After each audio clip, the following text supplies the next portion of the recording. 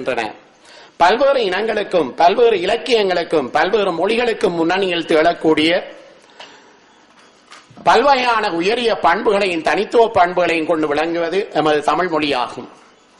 உலகிலே பல்லாயிரக்கணக்கான மொழிகள் பேசப்பட்ட பொழுதும் அவற்றுள் ஒரு சிலவே செம்மொழி என்ற அந்தஸ்தினை உடையனவாக இருக்கின்றன.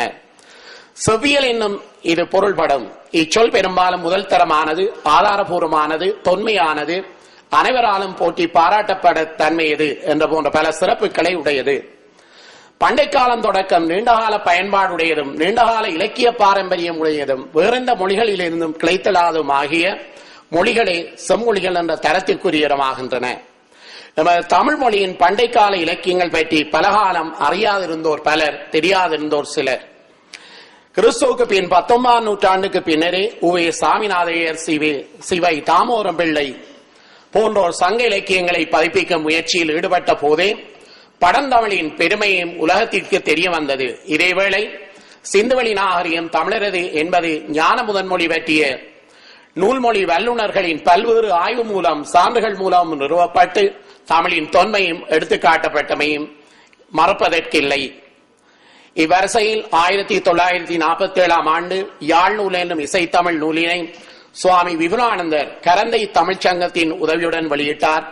தஞ்சை மாவட்டத்தைச் சேர்ந்த திருக்கொள்ளம்புத்தூரில் இந்த நூல் அரங்கேற்றப்பட்டது. சுவாமி விபுலானந்தர் தமிழின் இசை பாரம்பரிய மீட்பையே தனது ஆய்வுப் பொருளாக கொண்டார்.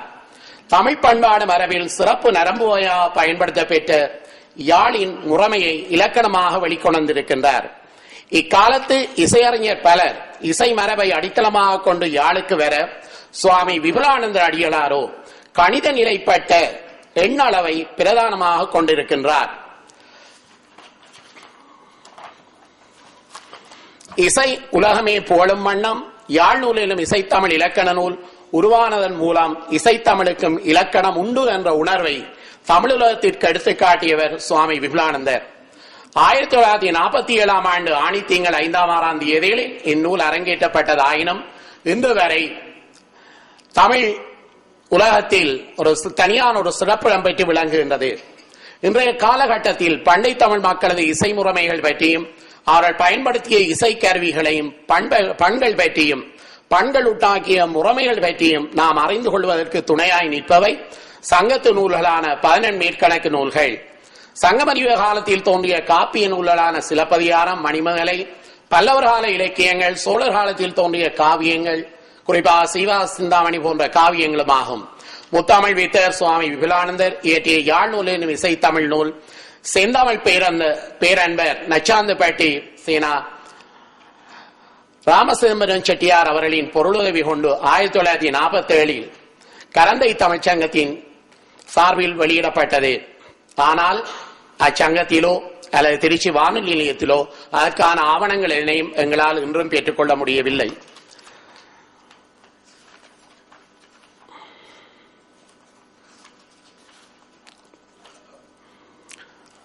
பழந்தமிழ் நாட்டிலும் பண்டைய இலக்கியங்களிலும் இசையறிவு முக்கியத்துவம் பெற்றிருந்தது என்பதனை யாழ்நூரின் பாயிரவியலுள் பாணர் வரன்முறை பற்றி அடிகளார் பலவாறு விளக்கியுள்ளதும் அவர் இசைத்துறையில் எவ்வளவு தூரம் அதனை ஆய்வு செய்ய முற்பட்டார் என்பதனை எடுத்து காட்டுகின்றது. பல்லவ மன்னனாகிய மகேந்திரவர்மன் காலத்தில் குடுமியாமலையில் எழுதப்பட்ட கல்வெட்டின் பொருளையும் தெளிவாக யாழ்நூலில் விளக்கி காட்டியுள்ளார். அத்தோடு அவ்விசையினை அமைப்பதற்குரிய முகாரி யாழ் என்ற கருவியின் அமைப்பும் விளக்கி கூறப்பட்டுள்ளது. 1000 நரம்புகளையுடைய யாழினை கண்டறிந்து அந்த யாழினை மீட்டும் அமைப்பதற்கு வேண்டிய விடயங்களையும் யாழ்நூலில் அடிகளார் குறிப்பிட்டுள்ளார். சிலப்பதிகார அரங்கேற்ற காதையில் மாதவி இசைத்த யாழ்கருவியின் அமைப்பும் பாடிய அமைப்பும் இந்நூலினில் அடிகளாரால் விரிவாக எடுத்துக்காட்டப்பட்டுள்ளன. சிலப்பதிகார உரையாசிரியார் அடியார்க்கு நல்லார் காலத்திலே இசை சார்ந்த நாடகம் சார்ந்த பழம்பெரும் நூல்கள் யாவும் வழக்கற்று மறைந்து போயின என்பது அவர் உரைப்பாயிரத்தால் விளங்குகின்றது. சிலப்பதிகார பாடலுக்கு விரிவுரை எழுதிய உரையாசிரியர் காலத்திலிருந்து இசைத்தமிழ் நூலுக்கு இக்காலத்தே உரை கிடைக்கவில்லை. அந்நூல் ஆதாரபூர்வமாக கொண்டு அடியார்க்கு நல்லார் எழுதிய உரைப்பகுதிகளிலும் காணப்படவில்லை. இவ்வாறான ஒரு காலப்பகுதியில் 1936 சென்னை பல்கலைக்கழகத்தின் ஆதரவில் தமிழரின் இசை, ஓவியம், கலையறிவு என்னும் பொருள் பற்றி பேச நேர்ந்த பொழுது அடிகளார் 1000 ஆண்டுகளாக மறைந்து கிடந்த கலை செல்வத்தை, அதாவது பழந்தமிழரின் இசைக்கருவியாகிய யாழின் இயல்பினை சங்க இலக்கிய சார்ந்து கொண்டு விளக்கியதோடு ஓவிய உருவிலும் அதனை வெளிப்படுத்தினார். பண்டை தமிழ் மக்கள் தமது வாழ்வியலை எவ்வளவு தூரம் இசையுடன் ஒன்றித்து வாழ்ந்தார்கள் என்பதனை அடிகளார் தமது யாழ் நூலில் பின்வருமாறு குறிப்பிடுகின்றார். புலத்திலும் பொழிலிலும் குன்றத்தின் மீதும் மருதத்தன் பண்ணையிலும் முல்லை புறவத்திலும் கடல் காணலிலும் கான்யாற்றடை கரையிலும் அரைச்சுரத்திலும் மனையத்தும் மன்றத்தினுள்ளும் தேவர் கோட்டத்தும் அறவோர் பள்ளியிலும் இசை வழங்கிய நாடு தமிழ்நாடு. மெல்லென்று செய்க்கும் தென்றல் உயிர்ப்பிலும் இழுமென இழிக்கும் அருவி நீரிலும் நர்மலர் முரல்கின்ற தேன் வண்டின் சொல்லிலும் இசையினை கேட்டு உவந்த பழந்தமிழர் பாடன் மாளது மிடற்று பாடலையும் பாணன் இசைத்த யாழ்ப்பாடலையும் குழலோன் தந்த வங்கி பாடலையும் செவியார கேட்டு இன்பமெய்தினர்.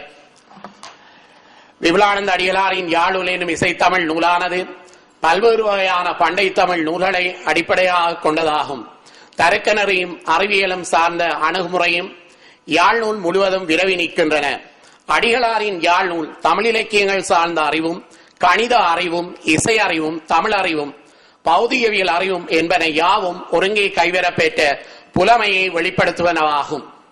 எனது கட்டுரையின் நோக்கமாக இதுவே கோடிட்டு காட்டப்பட வேண்டிய பகுதியாக அமைந்துள்ளது. எனவே அடிகளார் தனது யாழ் நூலை ஆக்கியளிக்க எவ்வளவு பன்முகப்பட்ட துறை சார்ந்த நூல்களை கற்றிருக்க வேண்டும் என்பது வியப்புடன் நோக்கத்தக்கதொன்று. எனவே செம்மொழி தமிழுக்கு பெருமை சேர்த்த பண்டைய இலக்கியங்களின் ஊடாக இசை பற்றியும் அதன் வகை பற்றியும் இசை கருவிகள் பற்றியும் அவற்றின் படிமுறை வளர்ச்சி பற்றியும் ஆழ அகலத்தோடு ஆராய்ந்து தமிழிசை மரபை அடிகளார் கண்டறிந்தார். பண்டைக்கால இசைக்கருவிகளை பண்டைய இலக்கியங்களின் உதவி கொண்டு மீட்டுருவாக்கம் செய்தமை செம்மொழி தமிழில் யாழ் நூலுக்கு தனியான ஒரு இடத்தை பெற்றுக் கொடுத்துள்ளது. வாய்ப்புக்கு நன்றி. வணக்கம். தொய்யில் செய்யில் நொய்யர் கையர் தொய்யும் மைய இடையாலும் துள்ளி வள்ளை தள்ளி உள்ள சொல்லு கள்ள விழி விழியாலும் அப்படி போட்டுங்களேன். துள்ளி வள்ளை தள்ளி உள்ளல் சொல்லு கள்ள விழியாலும். அப்ப தைய தைய தைய தையன்னு இந்த யா ஒலி இருக்கணும், லா ஒலி இருக்கணும், லா ஒலி இருக்கணும், இள்ளு ஒலி இருக்கணும். அது இல்லாம இருந்திருந்தால் தப்பு. நான் சில நூல்கள்ல பார்த்தேன் தவறாக இருக்கிறது. திருத்திக் கொள்வதற்காகத்தான் சொல்றேன், வேற ஒன்றும் இல்லை. நம்ம உரையாசிரியர்களை திருத்துறோம். அது மாதிரி முன்னால நமக்கு பெரியவர்கள் யாராவது கொஞ்சம், அதாவது எல்லாம் ரொம்ப பேர் என்ன சொன்ன மும்மையும் துறந்த அது மேலோராக இருந்தால் கூட முக்குணவசத்தால் முறை பிறழ்ந்து உரைப்பர். அவங்களுக்கு அந்த கொஞ்சம் சோம்பல் வந்ததுன்னா கொஞ்சம் தப்பு பண்ணும். எங்க ஆசிரியர் வரதராஜர் அவர்கள் சொல்வார், கம்பர் பாடினது 10,000 பிரமாதமா, அவன் தூங்கி எழுந்துக்கிட்டு பாடின பாட்டும் உண்டும்பார். அவனும் ஏதாவது தூக்கத்துல எழுந்திருந்து எழுதணுமேங்கிறதுக்காக எழுதியிருப்பான், தப்பு வந்திருக்கும்.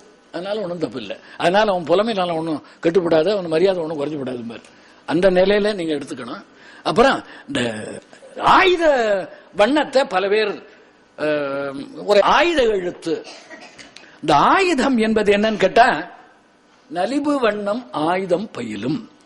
எல்லாரும் அஹன்னா ஒலி இருக்கு இல்லைங்க, எஹ் சுஹர் என்ன அப்படின்னு உதாரணம் காட்டியிருக்கிறாங்க.